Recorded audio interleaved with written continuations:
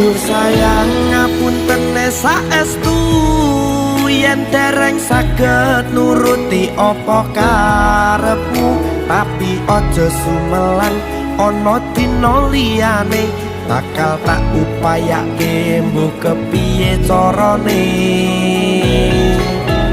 Tresnoku ora bakal luntur, sayangku ora bakal goyah senajan kahanane bubrah.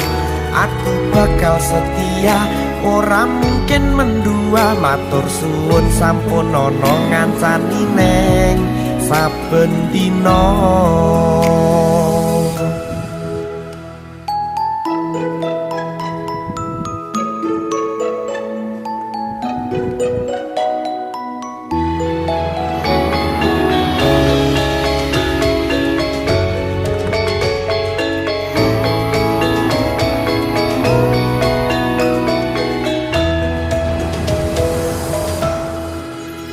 Cintaku mbok yo sampun le nesu kabeh iso rasah kudu nganggo